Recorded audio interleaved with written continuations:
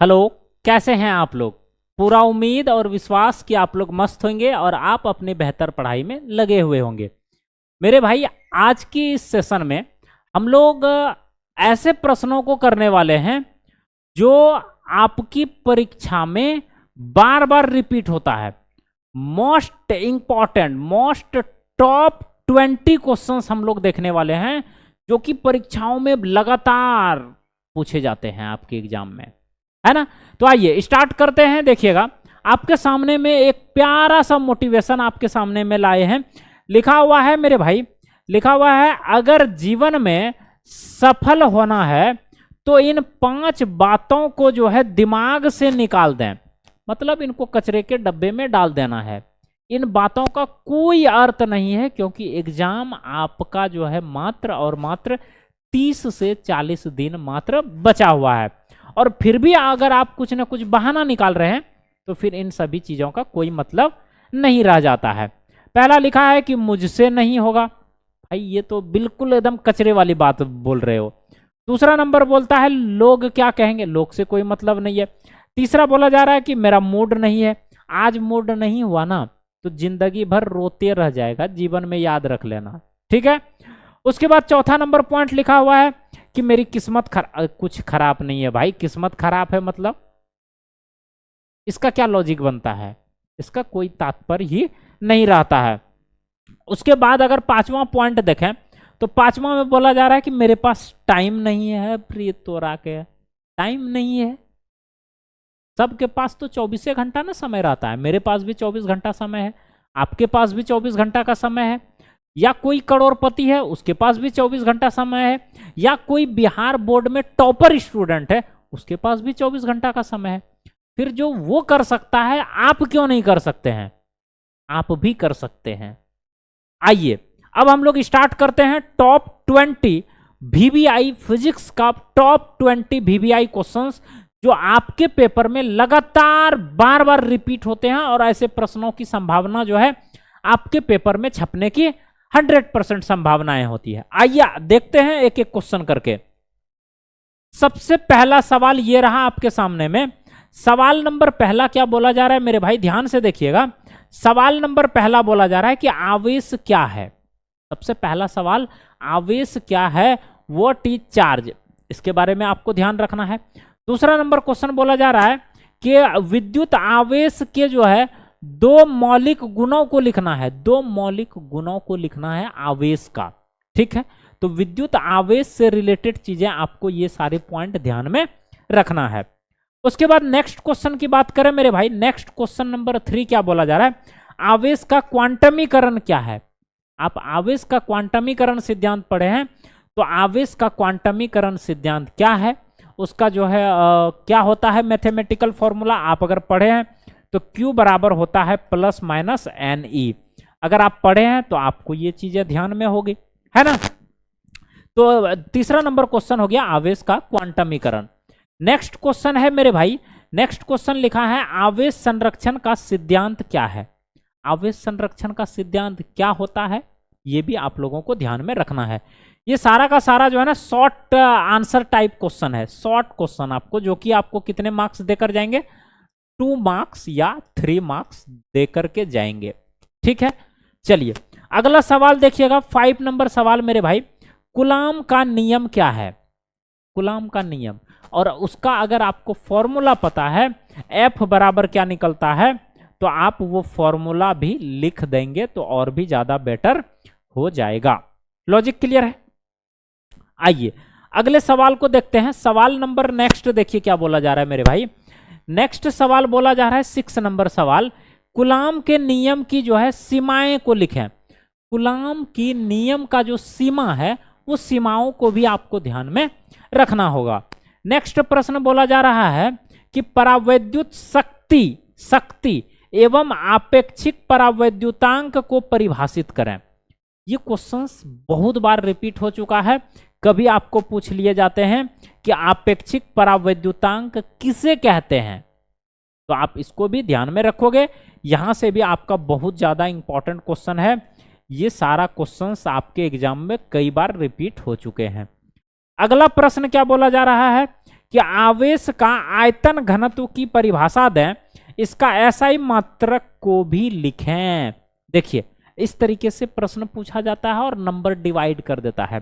एक नंबर दे देगा आपको आयतन घनत्व का परिभाषा लिखने पर, और एक नंबर दे देगा इसका जो है एसआई मात्रक लिखने पर। ठीक है, यहां से कभी कभी आपके एग्जाम में ऐसा भी प्रश्न पूछा जाता है, आपको पता है कि आवेश का जो वितरण है वो 3 प्रकार से किया गया है। कितने प्रकार से किया गया है मेरे भाई? 3 प्रकार से किया गया है।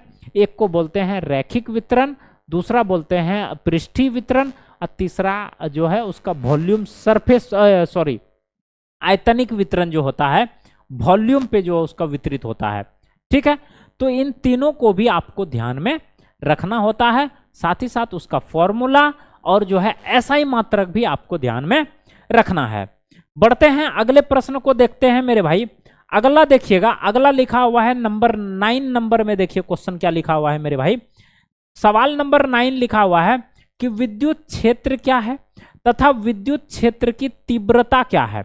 ये भी आपसे जो है कई बार आपके एग्जाम में पूछा जा चुका है कि विद्युत क्षेत्र की तीव्रता। इससे कभी कभी न्यूमेरिकल भी पूछ लिए जाते हैं, ध्यान रख के ला है, ऑब्जेक्टिव भी क्लियर होते चला जाएगा यहां से। नेक्स्ट सवाल बोला जा रहा है कि विद्युत बल रेखाओं के 2 गुणों को लिखें। 2 तो गुण लिखना है विद्युत बल रेखाओं का, तथा 2 विद्युत बल रेखाएं एक दूसरे को जो है प्रतिच्छेद नहीं करती है, क्यों? देखिए यहां पे ये क्वेश्चन बहुत ज्यादा इंपॉर्टेंट हो जाता है मेरे भाई कि क्या कि विद्युत बल रेखाएं जो है एक दूसरे को प्रतिच्छेद करती नहीं है, क्यों नहीं करती है? तो ये क्वेश्चन बहुत बार एग्जाम में रिपीट हो चुका है। आप लोग इसका जो है स्टार लगा के रख लेना मेरे भाई, आपके एग्जाम पॉइंट ऑफ व्यू के लिए बहुत इंपॉर्टेंट है। अगला सवाल लिखा हुआ है कि विद्युत द्विध्रुव आघूर्ण को परिभाषित करें।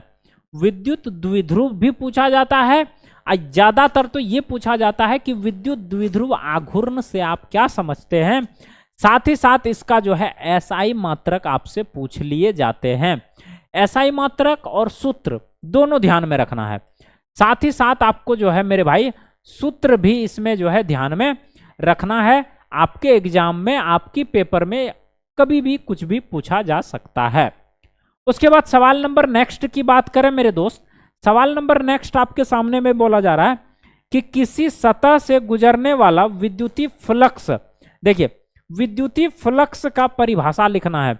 ये सिर्फ क्वेश्चन फंसाने के लिए आपको ये आगे में दिया जाता है, ताकि बच्चा कंफ्यूज हो जाए कि किसी सतह से गुजरने वाला विद्युत फ्लक्स। अरे भाई सतह से क्या, डायरेक्ट विद्युत फ्लक्स का डेफिनेशन याद है तो लिखो और निकलो आगे। चलिए, तो ये भी प्रश्न जो है काफी ज्यादा इंपॉर्टेंट हो जाता है। अगला सवाल देखिएगा, सवाल नंबर नेक्स्ट क्या बोला जा रहा है मेरे भाई। सवाल नंबर 13 बोला जा रहा है कि गॉस का नियम क्या है, या गॉस का प्रमेय से आप क्या समझते हैं। गॉस के प्रमेय का स्टेटमेंट आपसे जो है डायरेक्ट आपके परीक्षाओं में पूछ लिए जाते हैं। अगर इसका सूत्र आपको पता है तो आप डायरेक्ट सूत्र का भी प्रयोग कर सकते हैं वहां पे। ठीक है, उसके बाद नेक्स्ट क्वेश्चन बोला जा रहा है मेरे दोस्त, बोला जा रहा है कि ध्रुवित परावैद्युत और अध्रुवित परावैद्युत क्या है।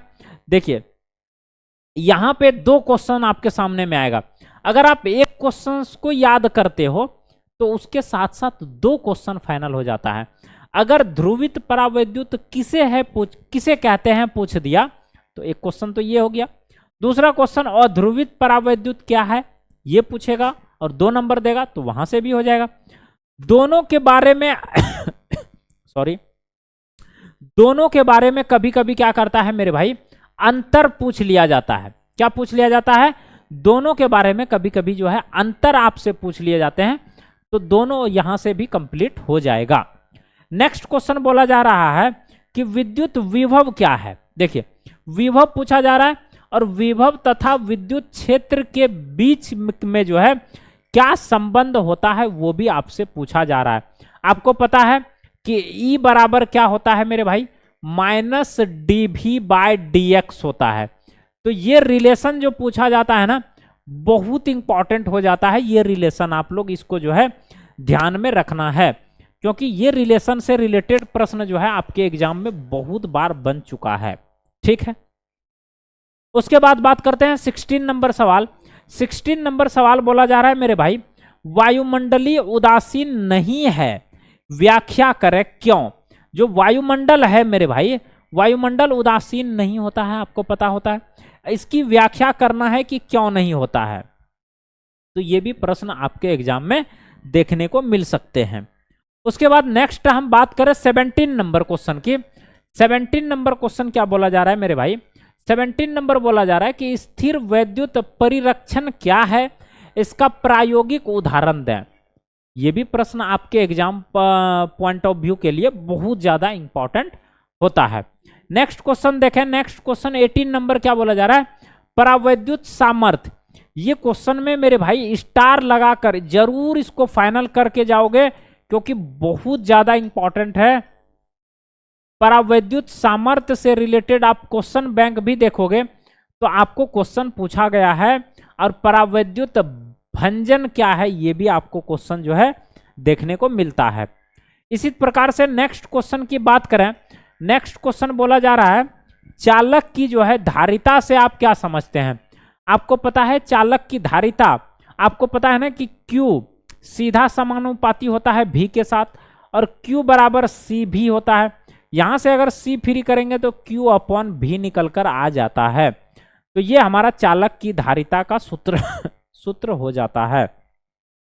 तो ये भी क्वेश्चन अगर आपको आपके एग्जाम में आते हैं तो आप उसका आंसर करके 2 नंबर दे सकते हैं। उसके बाद 20 नंबर क्वेश्चन देखिएगा। 20 नंबर क्वेश्चन बोला जा रहा है कि संधारित्र में दूसरे प्लेटों का उपयोग क्या है। जो संधारित्र होता है मेरे भाई, संधारित्र में दूसरा प्लेट का क्या यूज है, ये आपसे जो है पूछा जा रहा है। इसमें दूसरा प्लेट का उपयोग आपको जो है बताना है। संधारित्र में मेरे भाई दूसरे प्लेट की जो है आपको बताना है। साथ ही साथ आपको यहाँ पे एक क्वेश्चन और ध्यान रखना है, कभी कभी आपको डायरेक्ट पूछ लिए जाते हैं कि संधारित्र क्या है। आपको पूछ लिया जाता है संधारित्र क्या है, तो आपको संधारित्र के बारे में भी ध्यान रखना होता है।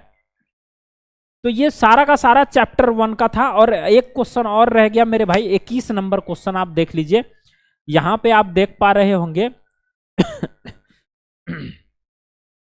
क्वेश्चन नंबर 21 ये रहा, देखिए क्वेश्चन नंबर मेरे भाई 21 क्या बोला जा रहा है, तनी ध्यान से देखिएगा। ये रहा क्वेश्चन नंबर 21 बोला जा रहा है।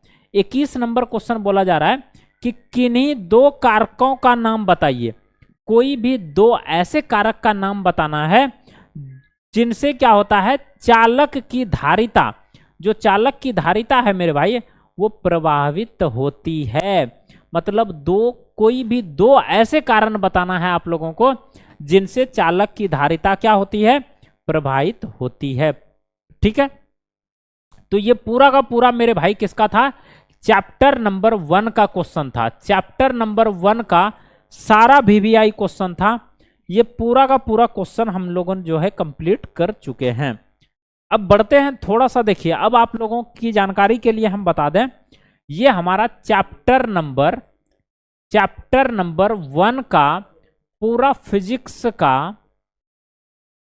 का मेरे भाई फिजिक्स का टॉप 20 क्वेश्चन था। टॉप 20 क्वेश्चन था, VVI क्वेश्चन था, जो कि सब्जेक्टिव वाला था, सब्जेक्टिव क्वेश्चन। ठीक है, ये टॉप 20 क्वेश्चन था चैप्टर 1 के। अब अगर आप इन चैप्टर के सारे क्वेश्चंस कर जाते हैं तो आपकी पेपर में इससे बाहर क्वेश्चन नहीं आएगा। ठीक है, अब कई सारे मेरे भाई का डाउट होगा कि गुरुजी इसका आंसर कहाँ मिलेगा, हमको तो इसका आंसर चाहिए, आप जल्दी जल्दी बताइए कि इसका जो है आंसर हमें कहाँ मिलेगा। तो मेरे भाई आंसर के लिए आपको क्या करना पड़ेगा, एक प्ले स्टोर से SGS क्लासेस के नाम से एक प्ले स्टोर में एप्लीकेशन आपको देखने को मिलता है। आपको SGS क्लासेस में का जो है एप्लीकेशन प्ले स्टोर से डाउनलोड करना होता है, और डाउनलोड करने के बाद आप नीचे जो स्लाइड में स्वाइप अप हो रहा होगा, ये चल रहा होगा यहाँ पे नीचे में, यहाँ पर भी आपको शो कर रहा होगा, यहाँ पे साइंस वाला क्रैश कोर्स जो 149 में आपको प्रोवाइड कराया गया है, आप अगर इसमें इनरोल हो चुके हैं तो आपको इसका आंसर आपको इसमें जो है पूरा कंप्लीट पीडीएफ के साथ मिल जाएगा। ठीक है ना, सारा का सारा आंसर आपको इस बैच में मिल जाएगा। लेकिन अगर आप सिर्फ क्वेश्चन चाहते हैं तो क्वेश्चन अगर क्या चाहते हैं तो क्वेश्चन का पीडीएफ आपको टेलीग्राम चैनल पे शेयर कर दिया जाएगा। लिंक नीचे डिस्क्रिप्शन बॉक्स में है, टेलीग्राम चैनल, व्हाट्सएप चैनल जो भी है आप ज्वाइन कर लीजिएगा, आपको वहां पे डायरेक्ट क्वेश्चन मिल जाएगा। लेकिन अगर आप इसका आंसर चाहते हैं सारे प्रश्नों का एक सटीक वे में और आसान भाषा में आंसर चाहते हैं तो आपको फिर तो क्रैश कोर्स में ज्वाइन होना होगा मेरे भाई, और वहां पे आपको सारा आंसर देखने को मिल जाएगा। अब जरूर बताइएगा कि आप थोड़ा सा जो है खांसी हो गया है, माफी चाहेंगे, ठीक है। तो आप यहां पर जाके जुड़ जाइएगा और इस क्लास का फीडबैक आप नीचे कमेंट सेक्शन में जरूर बताइएगा। अगर आप इसी प्रकार से नेक्स्ट पार्ट का चाहते हैं, चैप्टर नंबर 2 का क्वेश्चन चाहते हैं एक जगह कलेक्ट करके इंपॉर्टेंट क्वेश्चन, तो आप नीचे कमेंट बॉक्स में जरूर लिखिएगा। मिलेंगे अगली क्लास में, तब तक के लिए bye bye, take care, love you all, जय हिंद, जय भारत।